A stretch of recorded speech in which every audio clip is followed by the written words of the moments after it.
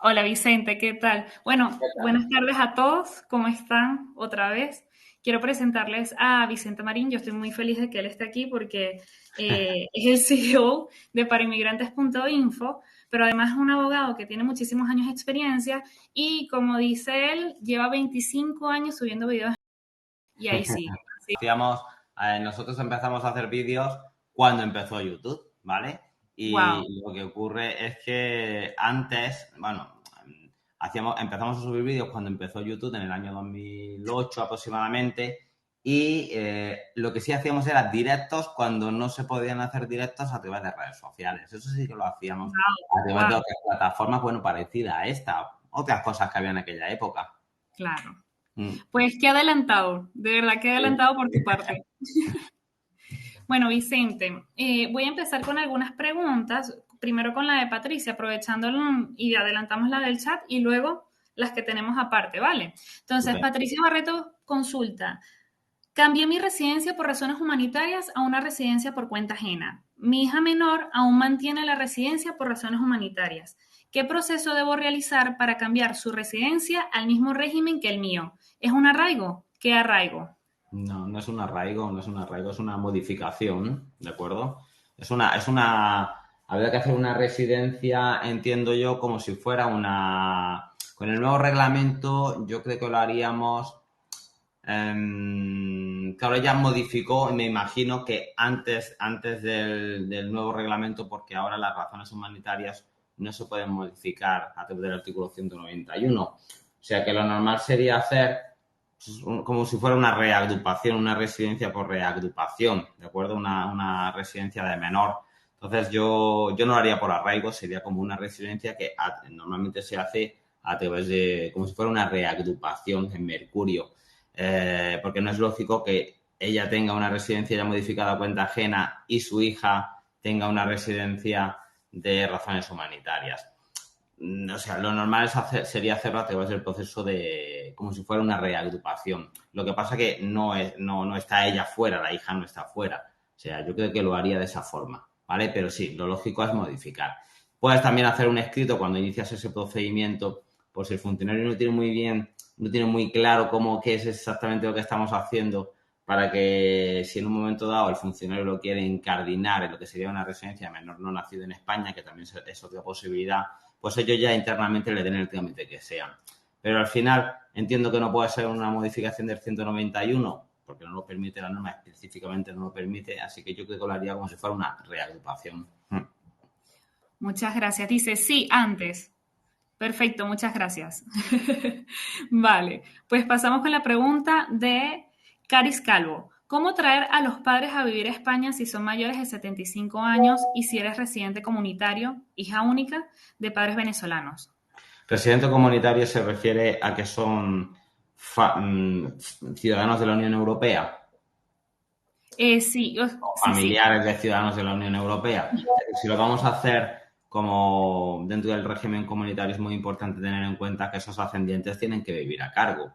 O sea que aquí pueden pasar dos cosas. Si es un venezolano que vive en Venezuela y que quiere venirse aquí a España con sus familiares comunitarios o familiar de comunitario, en este caso la entrada la realiza como familiar de ciudadano de la Unión Europea y la realiza sin necesidad de pedir visado, naturalmente, porque no es necesario pedir visado en estos casos. Hace una entrada justificando su condición de familiar y, ojo, una vez aquí en España, ¿de acuerdo? Es súper importante justificar que vive a cargo. Es decir, lo van a pedir básicamente tres requisitos. Naturalmente, acreditar el vínculo de parentesco, justificar que vives con los familiares aquí en España, pero muy importante, primero, justificar que vives a cargo en el país de origen, ¿vale?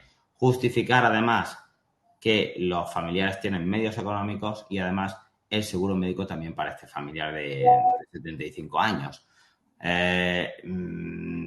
Ojo porque en el régimen comunitario no tenemos límite, es decir, los ascendientes siempre viven a cargo.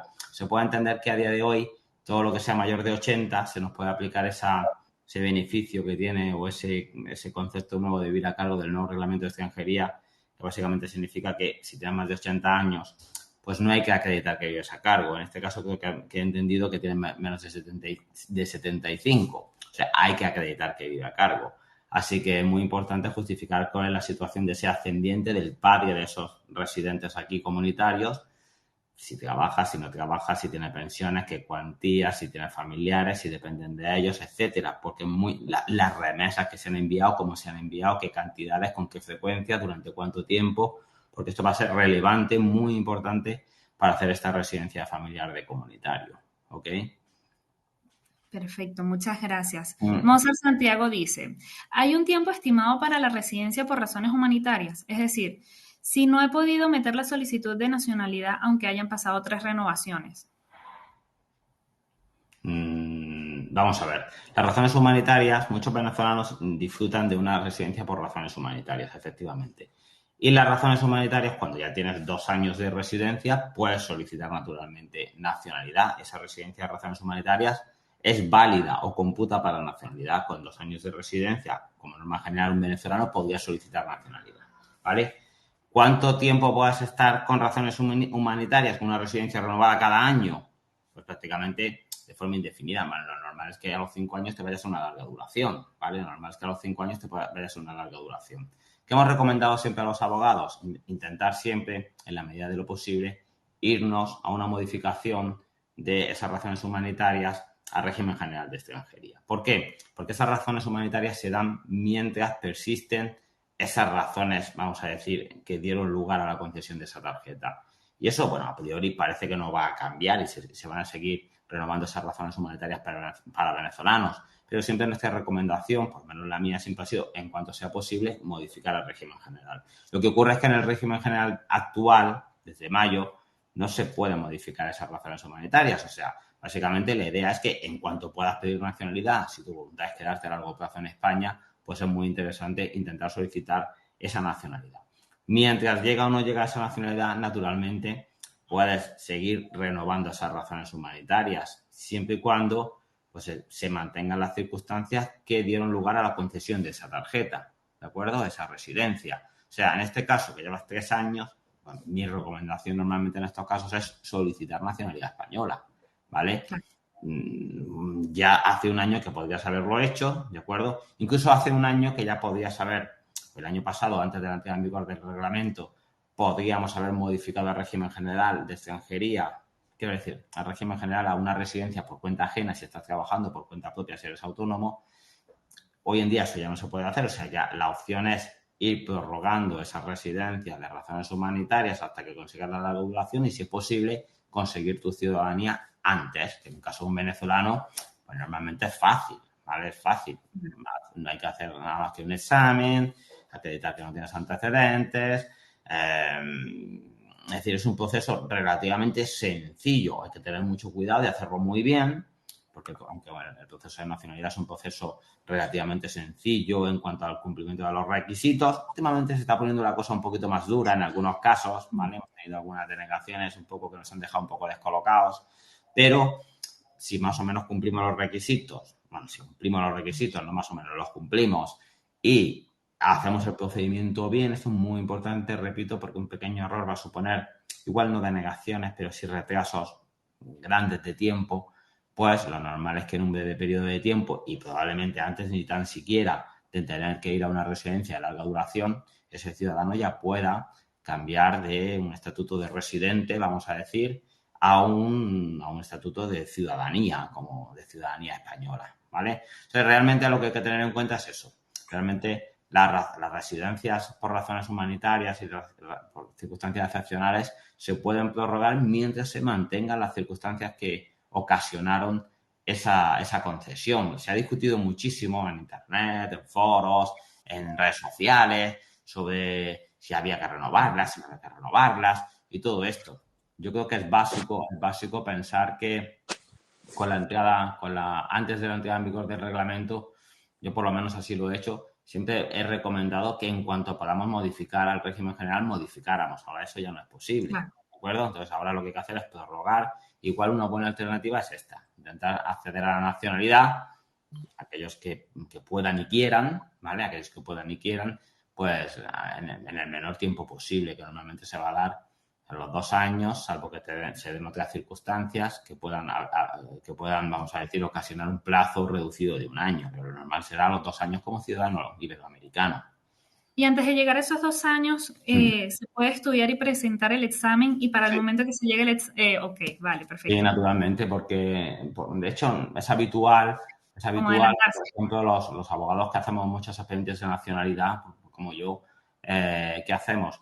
Nosotros normalmente preparamos los expedientes, incluso preparamos el examen con meses de antelación, con algunos meses de antelación, de forma que en el momento que ya el extranjero, nuestro cliente, cumple el tiempo mínimo de residencia legal y continuada, según su caso, en el caso de un venezolano como norma general, los 2 años, pues ya tengamos el examen hecho, lo tengamos todo avanzado. Eso sí, no presentaremos el expediente nunca, nunca bajo ningún concepto antes de tiempo. Es decir, ya Ujú, cumplidos los 2 años, ¿ok? vale, Pero a lo mejor hemos hecho el examen 3 o 4 meses antes o un mes antes, ¿vale? Es decir, el CCSE tiene una validez de 4 años, o sea, tú puedes hacerlo incluso nada más llegar, ¿vale?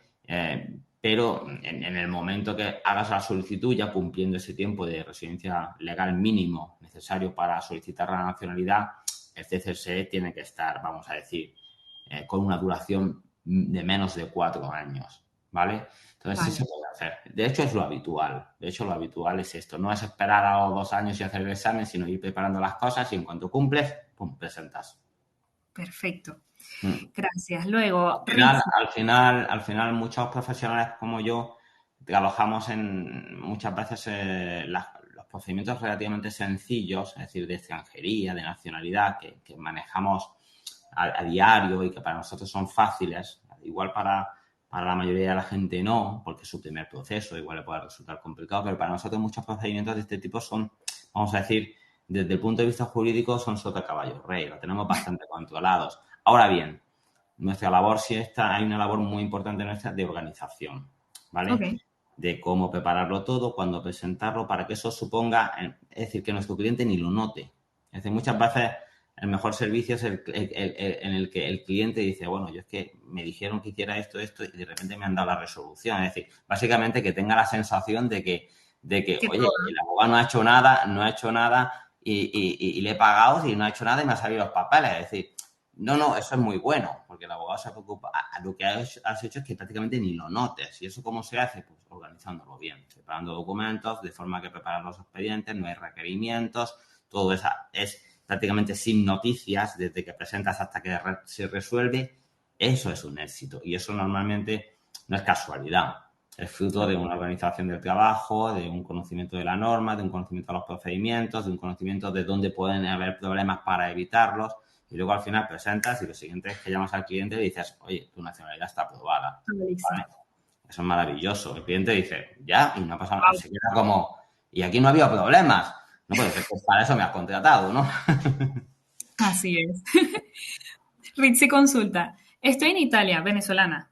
Estoy en proceso de la entrega del premio de la UE de largo periodo y quiero irme a España. ¿Puedo Sí. hacerlo? Sí, sí. Si eres un extranjero residente de larga duración en la Unión Europea, tienes una posibilidad de venir aquí. Es decir, los residentes de larga duración dentro de la Unión tienen unas ciertas ventajas para desplazarse aquí. Es decir, no empiezan desde cero, para que me entendáis, ¿de acuerdo? O sea que una vez que tenga esa residencia de larga duración UE, con esa nomenclatura de Unión Europea, puede entregar a España en ese periodo de 90 días solicitar una residencia aquí, de forma extremadamente más sencilla a como lo haríamos si no tuviéramos esa residencia de larga duración UE. Es decir, si no tuviera esa residencia de larga duración UE, tendría que hacerlo como cualquier venezolano que llega a España. Es decir, como mucho las ventajas que tendría es que si hubiera que pedir algún tipo de visado lo podría hacer en Italia, ¿vale? Pero al final, esa residencia de larga duración en Unión Europea le permite una cierta movilidad. No es que automáticamente pueda venir aquí y ya es residente, no es así, no es así. Pero el procedimiento y los requisitos para obtener una residencia en España son mucho, mucho más flexibles que cualquier otro residente en la Unión Europea que no tenga una residencia UE o cualquier venezolano que viene desde Venezuela u otro país sin residencia, ¿ok?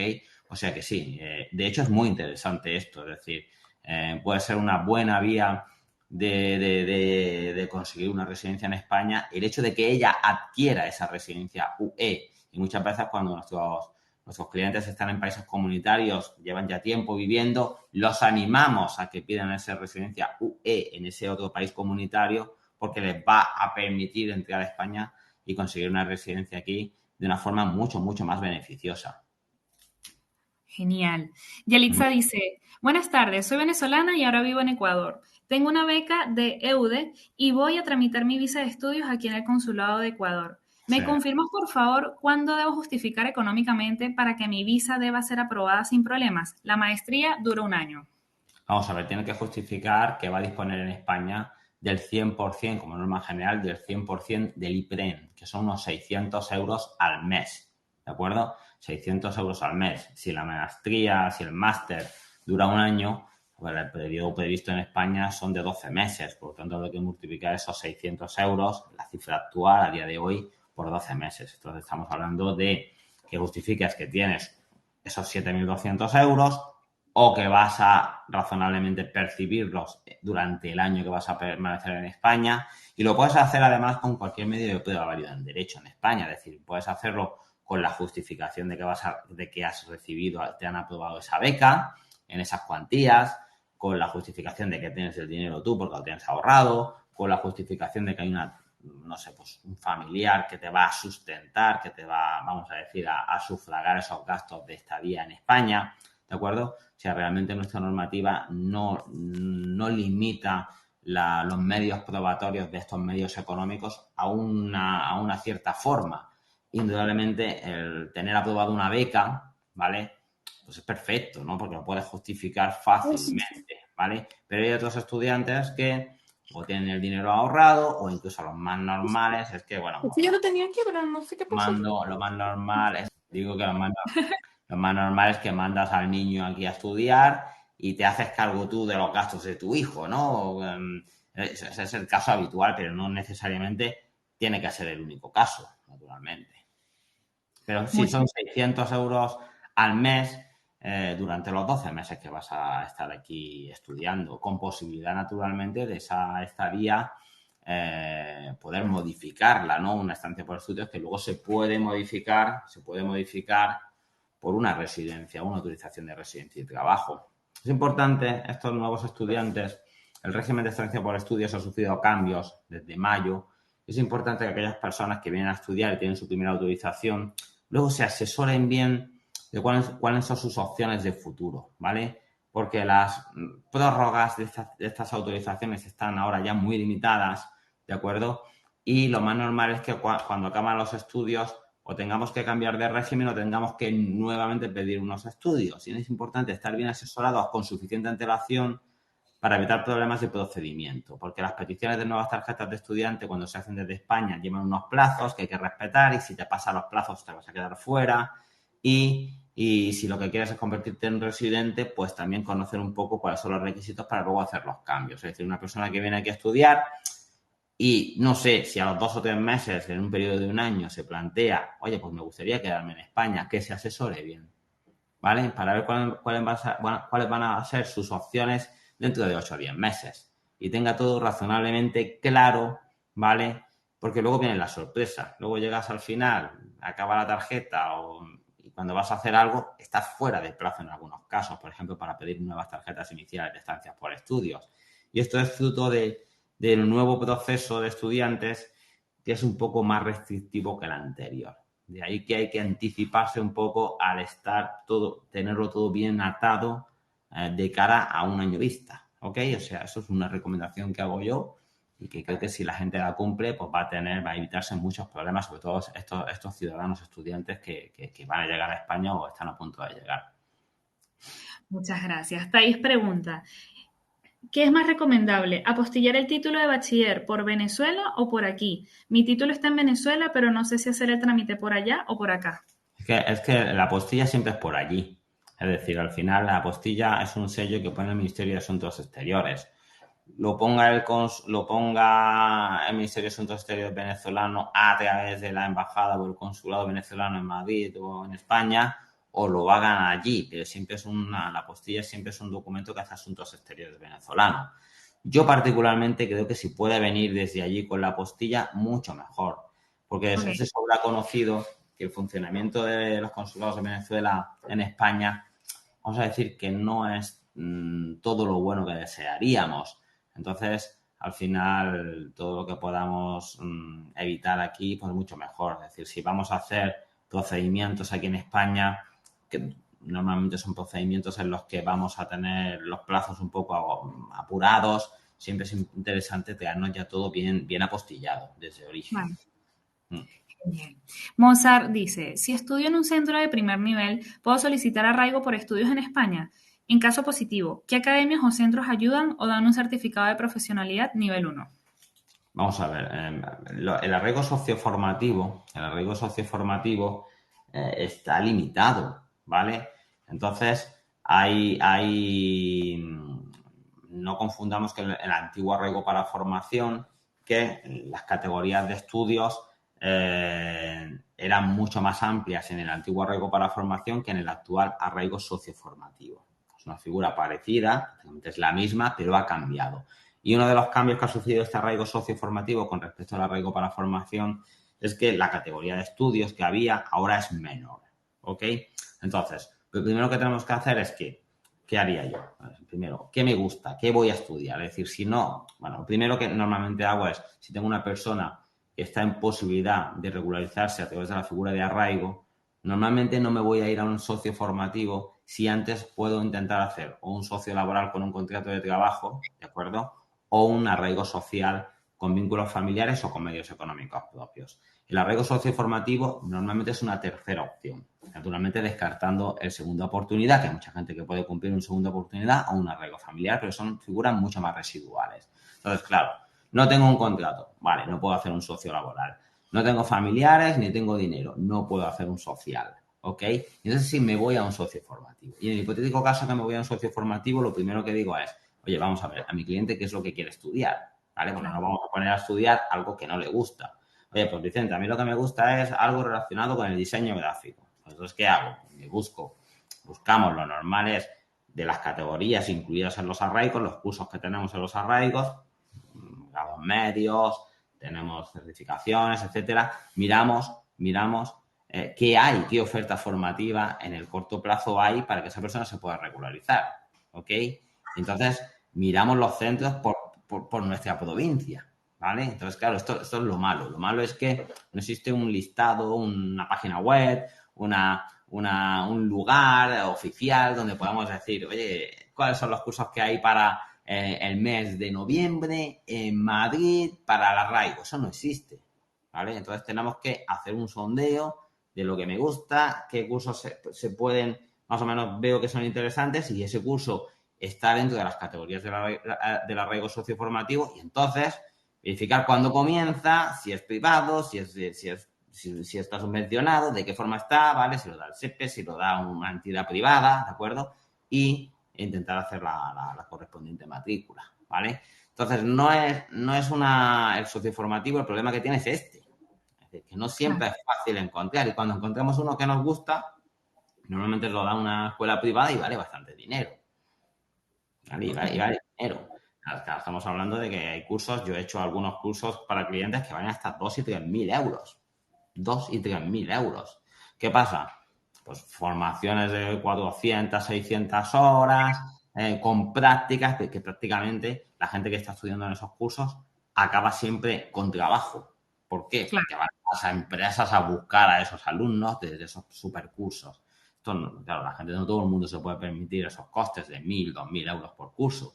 Pero hay bastante oferta, ¿vale? Y las academias, los centros de formación, se han preocupado de adaptarse, de generar esa formación, porque también es un modelo de negocio, ¿no? ¿Vale? Es un modelo de negocio prestar esa formación a extranjeros que no tienen residencia y que puedan regularizarse a través del arraigo socioformativo. O sea, muchas veces lo fácil es buscar cursos, arraigo socioformativo Madrid, ¿vale? Probablemente ya habrá centros de formación que hayan adaptado sus páginas web y sus cursos, su oferta formativa a las figuras que nos van a permitir regularizarnos por el socio formativo. Quiero aprovechar este momento también para decir que nosotros dentro de la aplicación de Venezuela Virtual contamos con una sección que se llama becas y ahí pueden encontrar distintas becas. De hecho, la semana que viene va a salir un capítulo, un podcast con FENSA que justamente brinda cursos, sí, brinda muchos cursos gratuitos, informaciones.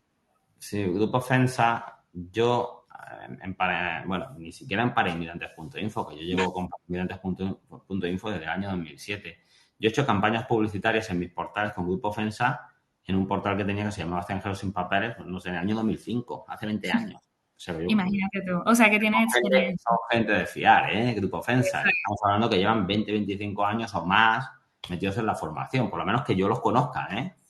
Es que Sí, de hecho, me he acordado que yo he trabajado con ellos desde hace muchísimos años, ¿eh?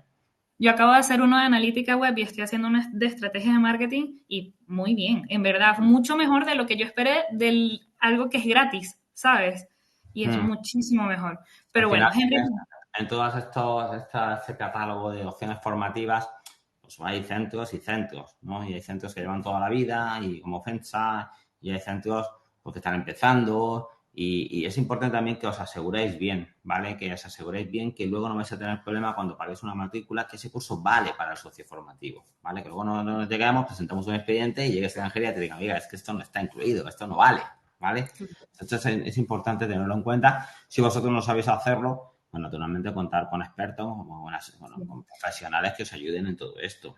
nos pueden escribir a hola@códigobzla.org y allí nosotros les recomendamos el curso. Así que no se preocupen por ello. Henry, consulta. Quiero saber si puedo viajar de Estados Unidos a España sin pasaporte con mi esposa y 2 hijos. Pero sin pasaporte no se puede viajar nunca. Es decir, necesitas pasaporte o título de viaje. Es decir, ninguna compañía aérea te va a permitir, ningún país te va a permitir viajar de un país y otro sin un título de viaje o un pasaporte en vigor. O sea, esto es imposible, ¿no? Es decir, no es posible. O pasaporte en vigor o título de viaje. Y naturalmente luego ese será como el documento de viaje, ¿ok? Documento que te identifique a la hora de viajar. Y luego, naturalmente, cumpliendo los requisitos de entrada a España y espacio Schengen. Que mucha gente piensa, bueno, no necesito visado, pero el que no necesita es visado. Un venezolano no necesita visado. Entiendo que la mayoría de la gente que nos está viendo es venezolano, no necesita visado para entrar a España. Pero eso no quiere decir que no tenga que cumplir una serie de requisitos de entrada al país, al espacio Schengen. Ya hagas la entrada por Barajas, por Madrid, o hagas la entrada por, no sé, por París. Hay que cumplir unos requisitos de entrada a España y aunque tú hayas escuchado, no, es que mi amigo fue y no le pidieron nada, bien, pues, tuvo suerte, pero eso no quiere decir que a tu amigo no se le pudiera exigir el cumplimiento de una serie de requisitos. Y a ti, como visitante a España de una estancia a corta duración, se te van a pedir esos requisitos. A lo mejor en ese vuelo que entras no se pide a nadie del vuelo, ¿vale? O a lo mejor al vuelo siguiente de las 3 de la tarde que cae en Madrid, Barajas, se le pide a todo el vuelo, se les para, oiga, ¿a qué viene usted a España? ¿Lleva usted el dinero? ¿Lleva usted carta de invitación? ¿El billete de regreso? Ojo con esto. Es decir, esto, pero bueno, lo básico es, vamos a ver, si no tienes pasaporte en vigor, no puedes viajar, o pasaporte en vigor o título de viaje, que no es exactamente igual que el pasaporte, porque es un documento que permite también viajar. Gracias. Anabel pregunta. Como familia, mi esposo puede tramitar la extensión de su residencia a su grupo familiar estando acá en España. Si ellos están aquí en España, vamos a ver, Sí, los porque residentes. puso contexto. Dice, mi esposo acaba de recibir la resolución de asilo con autorización de residencia por razones humanitarias. Nuestras hijas y yo llegamos hace un mes y no hemos podido obtener la cita para solicitud de asilo. Bueno, no va a poder hacerlo así de esa forma. Es decir, no va a poder reagruparos así de esta forma. Es decir, un residente puede iniciar, ya sea porque ha obtenido el estatuto de asilado, puede reagrupar. Pero claro, los familiares tienen que cumplir una serie de requisitos y lo que no pueden estar es en situación irregular aquí. Vosotros podéis solicitar también asilo y que se reconozca también. Pues es posible, ¿vale?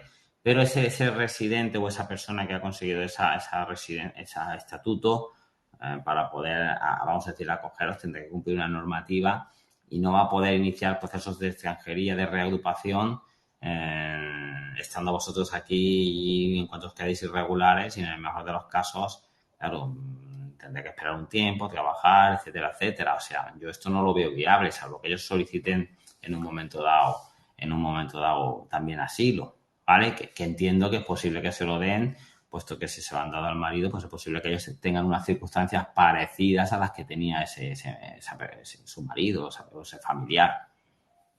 Ok, muchas gracias. Jessica dice, quiero pedir a mi hermana que ya está en España como familiar español. Lo he justificado por enfermedad y que depende de mí. Ya he pedido la cita por correo en Extranjería de Madrid desde el 27 de octubre y no he recibido respuesta con la asignación de la cita. ¿Sabes si se están tardando en responder? Eso no se puede hacer, ¿eh? Eso no se puede hacer porque la familia extensa obliga a que el familiar no esté en España. Entonces, claro, si la hermana ya está aquí, es decir, partimos de que hay un problema de base importantísimo y es que no, va a ver, esto va a ser inadmitido a trámite, ni siquiera denegado. Es decir, los casos de familia extensa no se pueden hacer estando el familiar del español aquí en España. Entonces, por familiar de español no lo va a poder hacer. Es decir, esto es causa fulminante de inadmisión a trámite. Es decir, en el mejor de los casos que le den la cita presente el expediente, se lo van a echar para atrás, sí o sí.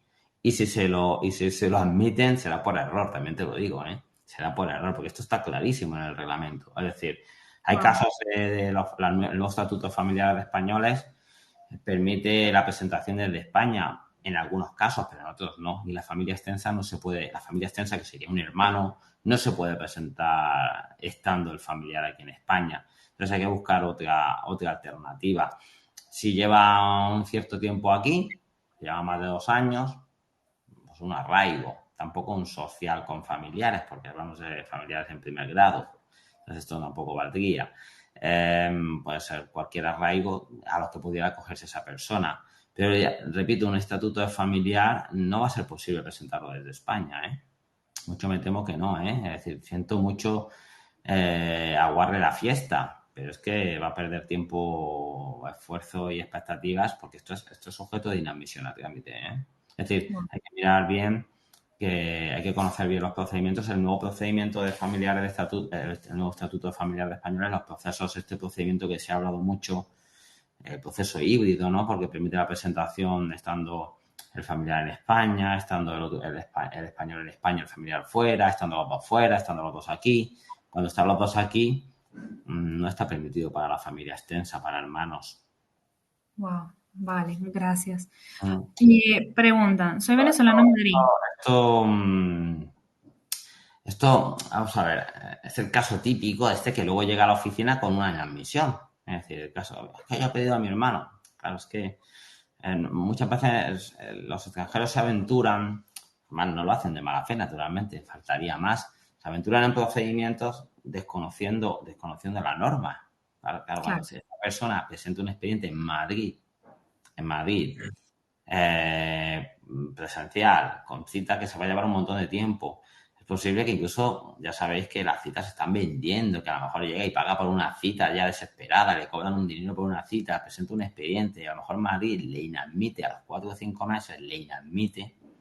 Estamos hablando de que, claro, después de una espera de 4 o 5 meses te inadmiten. Y esto yo recomiendo en estos casos siempre una asesoría antes. Vamos a poner que tú presentas tu expediente. Yo no te hablo ya de que contrates un abogado, pero pide una asesoría, porque es que aquí te ha salido gratis la asesoría, ¿vale? Porque yo te he dicho, esto no se puede hacer. Pero es que si presentas ese expediente te encuentras con una inadmisión a trámite dentro de 6 o 7 meses o 5 meses. Entonces, claro, te quedas como, ¿qué ha pasado aquí? Y luego vas a ver al abogado y te dices, es que usted no podía presentar esto. Entonces, intentar siempre, aunque vosotros vayáis a hacer vuestros procedimientos, asesoraros. Es decir, al final una consulta con un abogado no es tan cara y te claro. puede evitar una espera de 4 o 5 meses y buscar otra alternativa, ¿vale? Entonces, ojo, si el familiar del español es uno de familia extensa, no es de la familia estricta, es familia extensa, por ejemplo, un hermano, no se pueden presentar los expedientes estando ese familiar aquí en España, ni aunque esté en situación de estancia legal, no ya irregular, ni estancia legal, ¿vale? Genial. Preguntan, soy venezolano en Madrid. Soy solicitante, ya va que se bajó. Soy solicitante de asilo, hoja blanca, y quiero estudiar en España. Contacté con FENSA, pero me solicitaron mi título apostillado. ¿Tengo alguna otra alternativa para estudios y capacitación o debo sí o sí apostillar mi título? No tengo apostillado mi título ahora mismo. Vamos a ver. Un solicitante de protección internacional, mientras está en ese procedimiento, vamos a decir que no, ya sabemos, con la famosa sentencia 414, que no es un residente, no está en situación de estancia, no está en situación de residencia, pero se le tolera que viva en España y en determinado momento incluso se le permite trabajar, ¿ok? Bien, puede estudiar naturalmente, puede estudiar, ¿ok? Ahora bien, depende de lo que vayas a estudiar, te van a exigir, pues, FENSA, la Universidad Complutense o el centro de estudios que corresponda, te va a pedir unos requisitos de acceso a esos estudios. Entonces, yo no desconozco por qué FENSA le pide un título apostillado, lo desconozco. Me imagino porque para estudiar determinada formación requieres acreditar que has hecho una Creo que anterior. si es ¿Vale? grado y van a ayudar con grado, sí, si son cursos. Me imagino que es por eso. Es decir, al final tened en cuenta que si tú quieres hacer unos estudios universitarios que tienes que acreditar que has estudiado algo en tu país, ¿vale? Lo que sea, cualquier acreditación de estudios en tu país, tú no la puedes crear con cualquier documento. Toda la documentación extranjera tiene que estar debidamente apostillada en España, si no es como si no valiera. Entonces es normal que te pidan esta documentación, ¿ok? Entonces no es un capricho. Si es un grado pues, y te van a emitir luego una titulación oficial, pues es normal que se aseguren que tú que cumple los requisitos de acceso a ese grado. Y es normal que te pidan la acreditación del cumplimiento de esa titulación o de superación de esa titulación, que te lo exijan apostillado. Es normal, ¿vale? No me parece descabellado que te pida esto, aunque sea FENSA, ¿vale? Lo haría cualquier universidad. Gracias. Asdrúbal dice: hola, buenas. Tengo tarjeta de residencia por segunda vez. Mi inquietud es si podemos optar a subvenciones de alquiler con este estatus y en qué organismos de la Comunidad Valenciana. Bueno, la verdad es que desconozco realmente. No sé, yo soy abogado experto en derecho de extranjería. Normalmente cuando me preguntan sobre ayudas, subvenciones y sobre todo de comunidades autónomas concretas, de ayuntamientos, no me suelo meter a asesorar porque es absurdo. Es decir, al final yo te recomiendo que vayas a visitar al trabajador social de tu municipio, del ayuntamiento, de tu distrito, si es en Valencia, pues en Valencia, porque los trabajadores sociales normalmente son los que te van a poder indicar pues si existen algún tipo de ayudas a nivel local, si existen algún tipo de ayudas o de programas de los cuales te puedes beneficiar a nivel provincial o autonómico. Al final, todo este tipo de ayudas, pues bueno, vamos a decir que van variando, ¿vale? Y normalmente quien está al día de todo eso son los trabajadores sociales, los servicios sociales de los ayuntamientos, que es un poco el primer contacto que vas a poder tener con alguien que te pueda orientar sobre la disponibilidad de esas ayudas que está solicitando, ¿no? Nosotros, por lo menos yo, abogado como yo, que hago extranjería pura y dura, extranjería y nacionalidad, normalmente no nos metemos en eso, pero sí que derivamos mucho a los servicios sociales de los ayuntamientos como primer contacto con un profesional que está perfectamente al tanto de qué ayudas te puede o a qué ayudas te puedes, vamos a acoger, ¿no? Ya sean locales, pues hay desde cheque de colegio para los niños, o un comedor, una ayuda para guardería, o otro tipo de ayudas económicas. Es decir, puede haber varias cosas dependiendo de la comunidad autónoma. Muchas gracias. Miriam, si puedes, por favor, desactiva el micrófono, porque cuando la gente ingresa se activa tanto cámara como micro, ¿vale?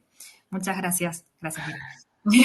Luego, Yelitza consulta: ¿un joven recién graduado de bachiller tiene opción de ir a estudiar a una universidad española sin cursar algún estudio de formación complementaria o adicional? Muchas gracias. Vamos a ver, para acceder aquí tendrías que a la universidad, hasta donde yo tengo entendido, tendrías que solicitar el acceso y superar una prueba de acceso a la universidad. Entonces, una persona que estudia en su país sí que puede venir a estudiar. Entonces, tendrías que ver qué requisitos tienes de acceso a hacer un grado aquí y si en un momento dado puedes cumplirlos desde tu país o en un momento dado tienes que venir aquí a superar los requisitos desde España. Son muchos los estudiantes que vienen aquí a superar la antigua selectividad, ¿no? Que se llama la EBAU, ¿no? Y superan la prueba de acceso a la universidad y lo hacen aquí en España y luego acceden a esos cursos, a esos grados aquí en España. Entonces hay que ver, bueno, en qué situación está y si puede en un momento dado, con lo que ya ha hecho en su país, a acceder a alguna plaza en algún grado aquí en España. Eso lo más normal será que se ponga en contacto con la secretaría del centro de la universidad donde quiere cursar esos estudios para ver si con lo que él ha hecho en su país es suficiente como para poder matricularse y acceder a una plaza de las que las universidades destinan a a ciudadanos extranjeros y con qué requisitos documentales va a poder acceder a estas plazas. También hay casos en los que los estudiantes están ya estudiando carreras universitarias en sus países y vienen a través de programas que hay entre distintas universidades a continuar los estudios aquí, luego van a regresarse. Pues todo esto es interesante verlo porque puede ser también una buena alternativa. Gracias. En todo caso, la estancia por estudios es importante que, aparte de toda la parte de formación, qué voy a estudiar, con qué requisitos, en qué universidad, muy importante que antes de plantearos, cuando ya tenéis más o menos eso claro, oye, Vicente, que yo voy a estudiar en la universidad, voy a empezar el año que viene, en la Universidad Española, tal, este grado. Vale, perfecto. Muy importante, con suficiente antelación, preparar todo el tema de los visados o de las estancias por estudios si las vamos a pedir desde España, ¿ok? ¿Por qué? Porque, repito, nuestra normativa de estancia por estudios se ha endurecido, ¿vale? Se ha endurecido o es ahora más restrictiva en cuanto sobre todo al procedimiento. Y es muy importante hacer una buena planificación para no venirte luego a España aquí y luego tengas problemas de documentación, ¿vale? Claro. Esto está pasando muchísimo. Está pasando, ¿eh? La gente se viene y cuando viene está fuera de plazo. Y va y se pone a estudiar sin tener estancia. Y cuando solicita le inadmiten o le deniegan porque es que lo ha hecho en un momento totalmente fuera de lugar. O sea, es importante organizarse bien. Gracias. Michelle pregunta, hola, llevo 8 años en Panamá y deseo irme con mi familia a España. Mis 2 hijos de 12 y 2 años, mi esposa de 36 y yo de 33. Quiero ayuda para hacer las cosas correctas. Me ha dicho un abogado que he pagado por una asesoría que lo mejor es por estudios, pero aún tengo dudas por arraigo socioeconómico o alguna otra. Mis hermanos están en España y mi hermano mayor ya está esperando pasaporte español. Me gustaría saber si él puede ayudarme para llegar con la residencia, por lo menos para mí. Vamos a ver, los arraigos olvidados.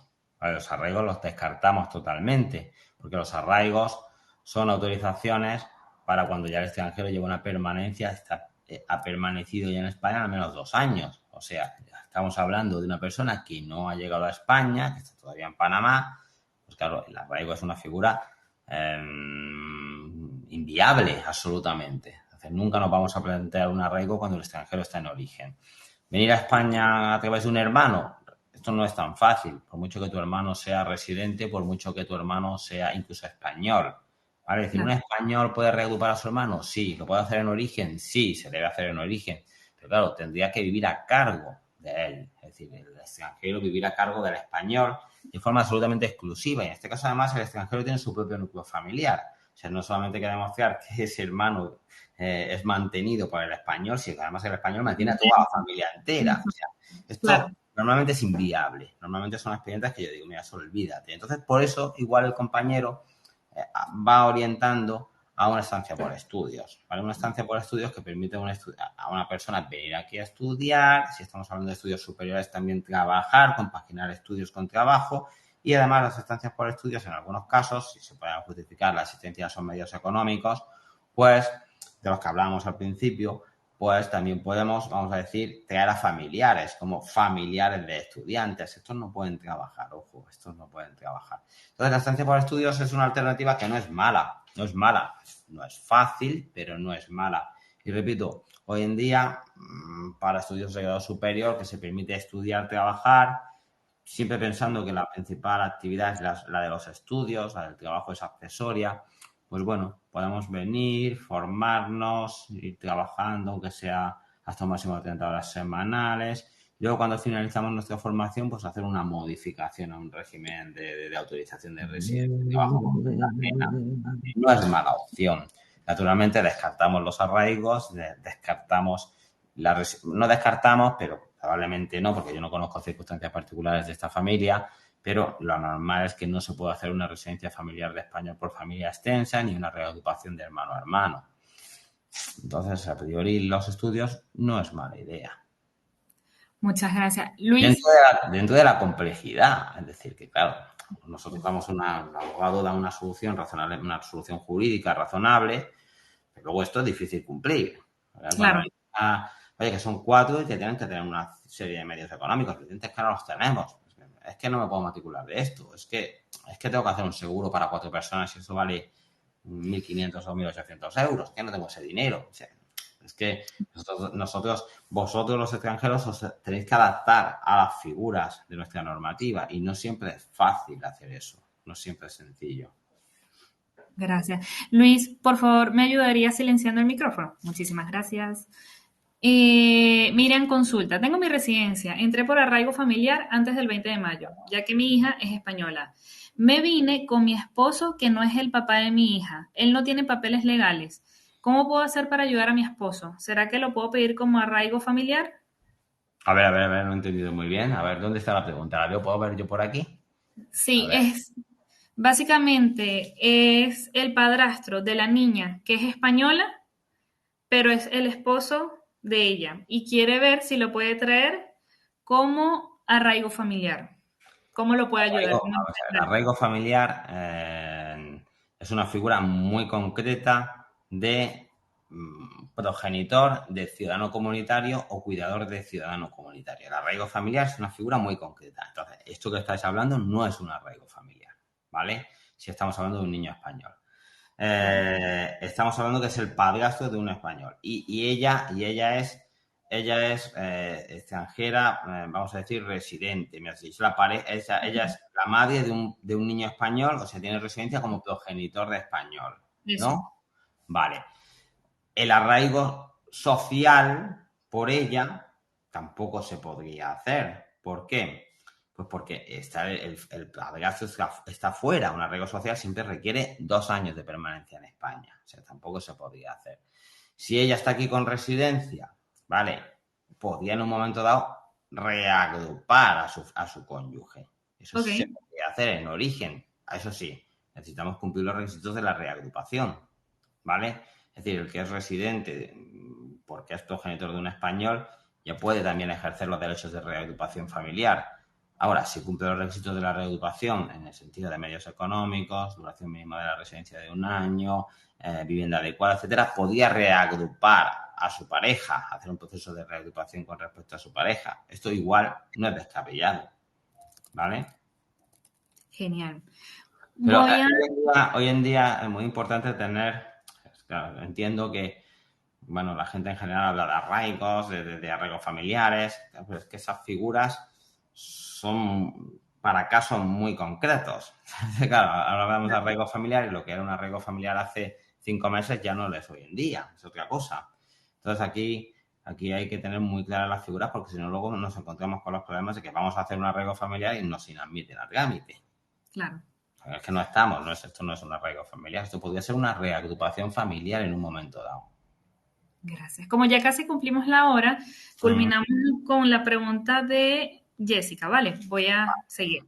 Sabrina consulta. Hola, buenas. En junio de 2024 pedí protección internacional en Madrid para mí y para mi hija. Ya tengo tarjeta roja. ¿Sabes por qué fecha van las respuestas de asilo? Yo creo que... Esto es imposible No, saber. eso no se sabe, eso es muy al azar. La situación de los solicitantes de asilo hoy en día, pues bueno, ya que os voy a contar yo a los venezolanos que vosotros no sepáis, ¿vale? Bueno, se siguen resolviendo expedientes, muchos de ellos se publican a través de boletines. Y bueno, estamos muy pendientes de qué medida va a adoptar nuestro gobierno con respecto a los solicitantes de asilo. Es decir, si finalmente se va a abrir una vía para que puedan transicionar al régimen general de extranjería. Esa vía que se ha cerrado con las sentencias del Supremo del año pasado, que se ha cerrado con el nuevo reglamento o que se ha dejado entreabierta únicamente para determinados casos por la famosa disposición transitoria quinta.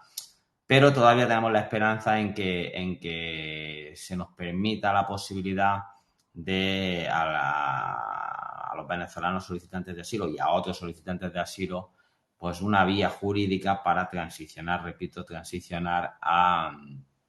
al reglamento de extranjería sin tener que, vamos a decir, como ocurre muchas veces, bueno, recibir una denegación y esperar 2 años para un arraigo. Que esto es lo complicado de la situación actual, ¿no? Que no se puede esperar un tiempo que te denieguen o desistir e irnos a un arraigo actualmente. Es decir, muchas veces antes podíamos desistir e irnos a un arraigo o te denegaban y te ibas a un arraigo. Eso ya no se puede hacer.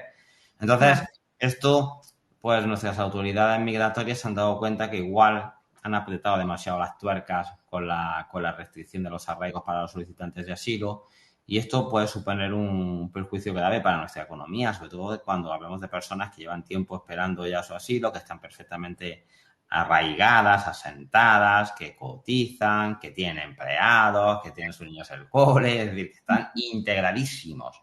Y dejarlos en una situación de irregularidad, que es lo que hace nuestra normativa cuando se les deniega, y obligarlos a una situación de irregularidad durante al menos 2 años, igual es demasiado estricto esto, ¿vale?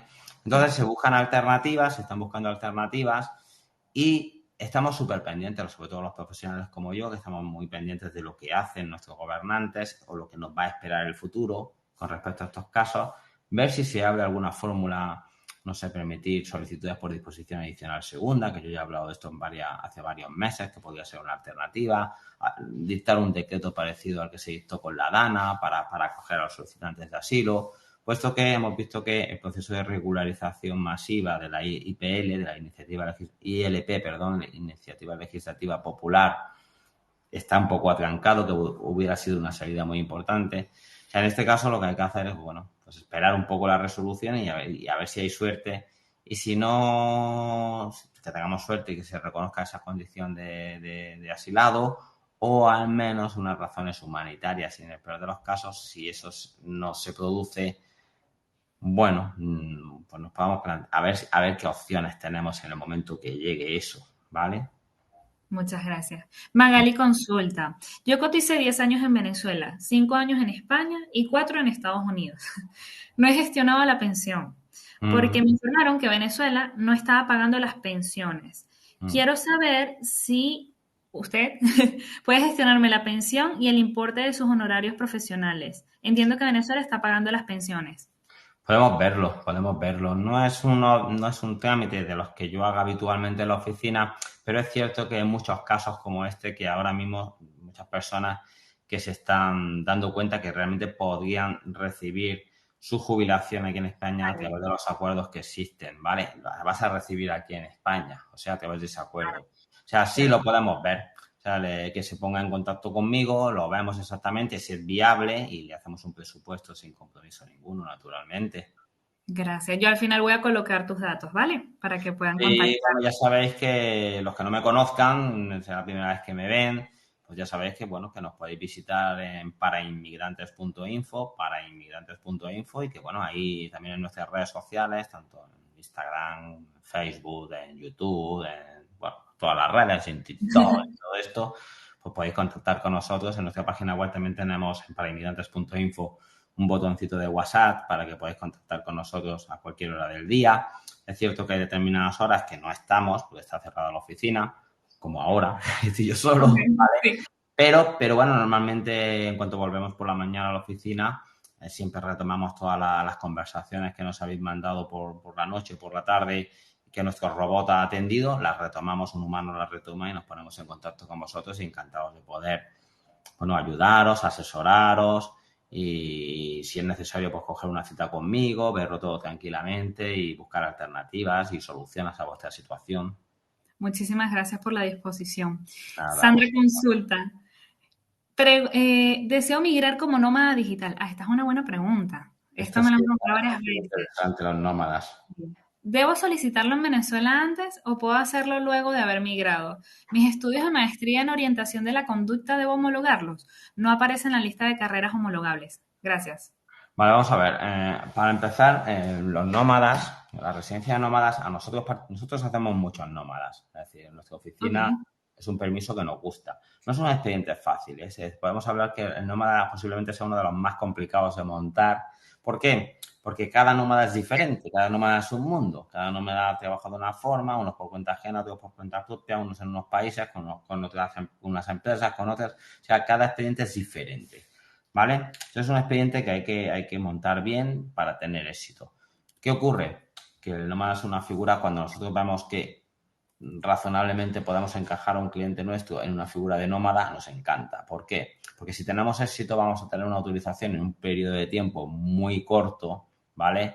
En apenas un mes vamos a tener una respuesta y además con una autorización de residencia de 3 años, con posibilidad de también meter a los familiares al mismo tiempo. Esos familiares además van a poder trabajar sin limitaciones. Es una figura perfecta, ¿vale? Es ideal en cuanto sobre todo al procedimiento y a las consecuencias que tiene o los beneficios de esa tarjeta, ¿vale? Para los abogados es fundamental el proceso, porque acostumbrados a presentar expedientes que tardan 6, 7 meses y presentar expedientes en los que vamos a tener respuesta en 20 días, pues es una maravilla, ¿vale? Entonces, ahora bien, hay que verlo en cada caso.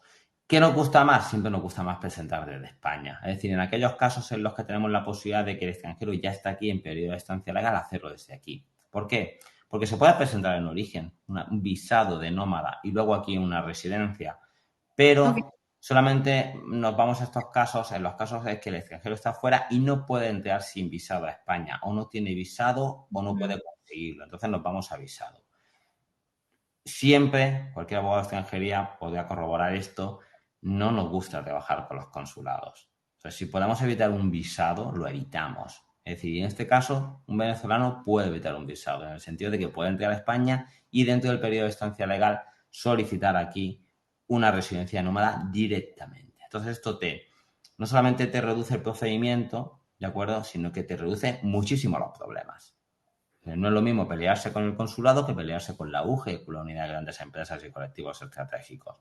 Y no solamente te reduce los problemas, sino que te va a reducir también, te va a aumentar las posibilidades de éxito, además, ¿vale? Y además te va a reducir el coste, porque no es lo mismo hacer un visado y luego una residencia que solamente una residencia, ¿vale? Bien, y luego ya entraremos en si este nómada en particular, si necesita o no tener homologado el título. ¿Vale? ¿Por qué? Porque algunas actividades, dependiendo de lo que vayas a hacer aquí, por mucho que lo hagas telemáticamente, por mucho que lo hagas en modalidad teletrabajo, no dejas de estar trabajando. Y si esa titulación o para ese trabajo que vas a hacer desde España se requiere que ese título, si es una actividad que está reglada y requiere una titulación en España, pues habrá que homologarla antes. Entonces, lo ideal, claro, tal como están los procedimientos de homologación, aunque hace apenas unos días se ha dictado una especie de como de Está un instrucción poquito más rápido. que va a agilizar los procesos de homologación para estos perfiles, ¿vale? Pero tal como está la cosa, no suele ser viable. Voy a homologar para hacer un nómada, ¿vale? Entonces nos interesa más igual buscar esa fórmula en la cual no tengamos que tener un título homologado. Es decir, cómo armamos el expediente para no tener que homologar y poder justificar que nuestra actividad que vamos a realizar de nómada no está arreglada en España, vamos a poner, para que lo entendáis. Entonces esto hay que verlo, qué título es, si hace falta homologación, si no hace falta, cómo lo podemos justificar, porque si más o menos podemos cuadrar un nómada, normalmente en estos casos, si vemos razonablemente, que digo razonablemente porque una respuesta anticipada yo nunca voy a dar, no le voy a decir a un cliente, si te lo van a dar 100%, pero sí le puedo decir razonablemente parece que cumplimos, si hacemos esto, parece que es viable. Entonces, en ese caso, siempre voy a recomendar a mi cliente montar el expediente, yo le monto todo el proceso y luego lo traigo para España, se viene para España y presentamos aquí. Si todo nos va bien, si lo hacemos así, viene en orden, todo bien, medio controlado, normalmente cuando llega tenemos una respuesta positiva, antes de que ni siquiera finalice su periodo de estancia legal, ya es residente. Y esto en comparación, vosotros que ya estáis aquí mucho tiempo, que estamos hablando de arraigos, de procedimientos de extranjeros de Madrid, que no hay cita, y que yo te diga, oye, no, es que te voy a tener regularizado en 25 días, 30 días. Pues la gente alucina. Claro. Es normal. Y bueno, entonces por eso nos gustan tanto los nómadas, los profesionales altamente cualificados, todos estos expedientes, sobre todo estos dos, ¿vale? Nos gustaban los inversores, pero los inversores ya nos han derogado, ¿vale? Nos gustan mucho estos expedientes porque la normativa es óptima para tener expedientes en periodos cortos de tiempo. Eso sí, son expedientes que muchas veces son difíciles y probablemente sea prácticamente obligatorio contar con profesionales si queréis tener éxito, ¿vale? Porque si no, también volvemos a lo mismo. Es fácil la denegación, es fácil el requerimiento, y en cambio con profesionales es fácil que si cumplís los requisitos se hagan los expedientes bien a la primera, ¿vale? Gracias. Hay dos preguntas, bueno, tres. Las voy a unir ¿Vale? porque dos son fáciles de responder y la tercera es medio agradecimiento, medio completar.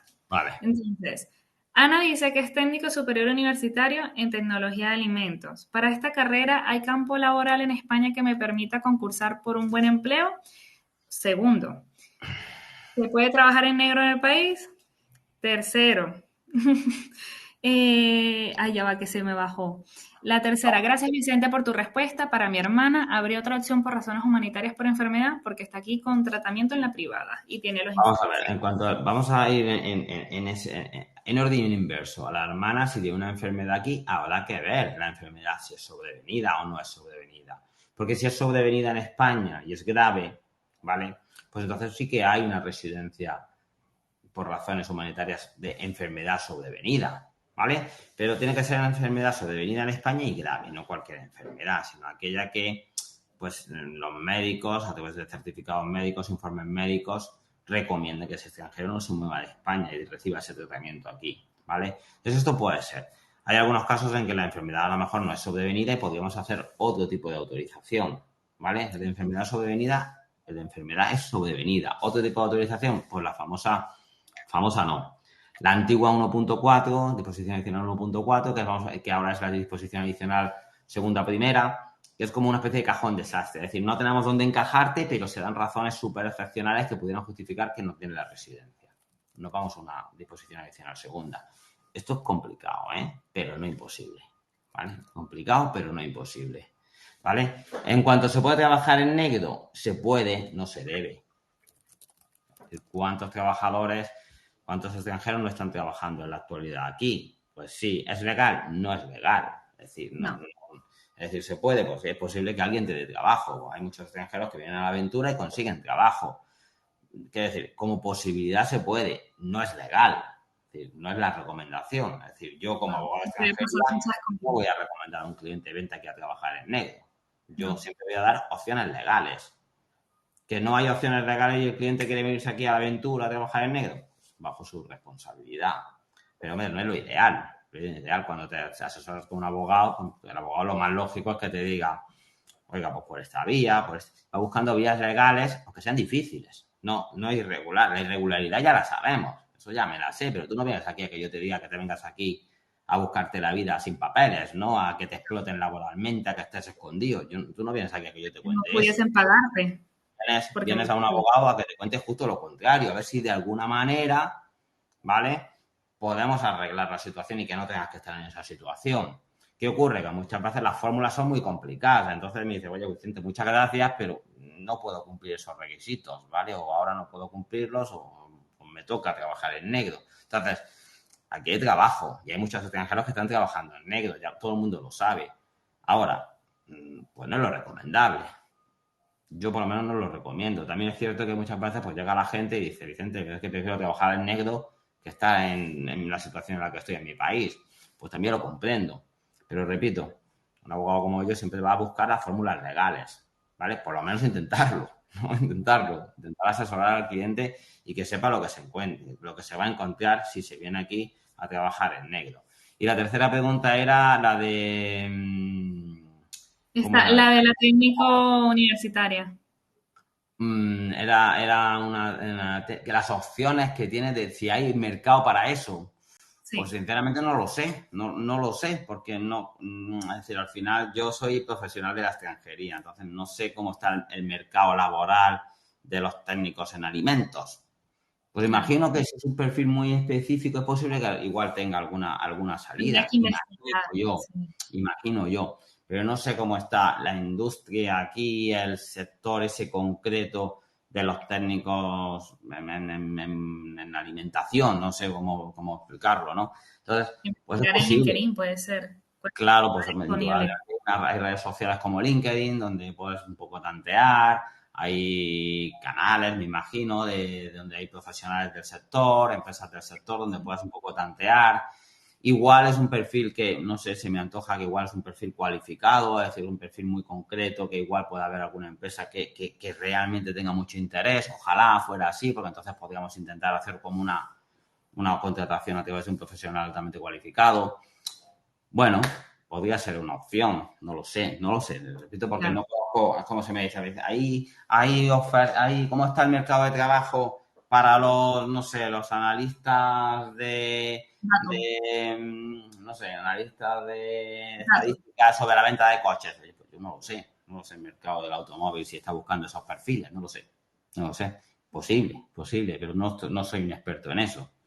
Yo lo que recomiendo, Ana, aprovechando que eres profesional técnico, es que ingreses en la app y nosotros justo tenemos una comunidad especialmente para ustedes que la maneja un señor llamado Wences Romero y creo que a él le pudieses hacer esa pregunta. Ingresa dentro de la aplicación, busca profesionales técnicos al final y probablemente él te pueda responder porque se maneja mucho en esa área y muchas veces también ofrece trabajo a otros, ¿vale? Bueno, muchachos, muchísimas gracias por todas las preguntas. Hay más preguntas, Bueno, más encuentros, y, pero de verdad estamos muy agradecidos por la apertura y yo de verdad estoy sumamente agradecida contigo, Vicente, porque te tenemos en la oficina hasta las 7:10 y sigues aquí respondiendo. De verdad, muchísimas yo, gracias. yo normalmente mi tiempo es bastante limitado, las cosas como son, pero siempre lo que pueda colaborar, pues yo siempre estoy dispuesto. Es decir, al final, abogados como yo llevamos mucho tiempo, al final, siempre cuando damos así, siempre recibimos. Es decir, Claro. dar en Internet, dar también es recibir. Es decir, ese modelo que implanté yo hace muchísimos años, porque yo fui pionero en esto de los contenidos por Internet para extranjeros. Bueno, contenidos jurídicos en general, tened en cuenta que ahora todo el mundo lo hace, pero esto cuando yo empecé no lo hacía nadie nada más que yo. Entonces, si algo he aprendido es bueno, no solo en Internet, sino en la vida, es que si das un poquito, una de dos, o luego recibes o es porque ya lo has recibido antes, ¿vale? O sea, como dice mi mujer, gracias que nos van bien las cosas y a lo mejor es porque, bueno, pues eso, nos van bien, por bueno, somos agradecidos, hay que ser agradecido incluso antes de dar, cuando das, pues, bueno, sabes que luego vas a tener, o si no recibes nada es porque ya lo has recibido antes. Eso es. Y eso también demuestra la calidad de profesional y humano que eres. Así que de Bueno, verdad, desde la lo Fundación te intentamos, agradecemos infinitamente. lo intentamos que no es poco.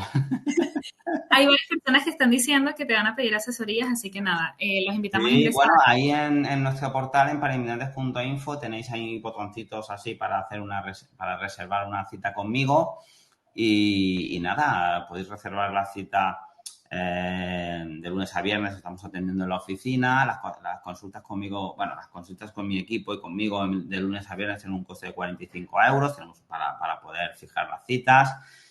Y tengo unas citas que son en fin de semana, pues son bastante más caras porque son en domingo por la tarde, lo hago para clientes muy específicos, Claro. pero bueno, también pueden usarlos Bien. quien quiera. Pero lo normal es que cogéis una cita para entre semana y si no yo, pues cualquier persona de mi equipo que son personas muy competentes os puedan ayudar y nosotros encantados de poder no solo ayudaros, sino prestar nuestros servicios. Ojalá podamos ayudaros a regularizar vuestra situación, a buscar soluciones a vuestra situación particular. Encantado de poder ayudaros.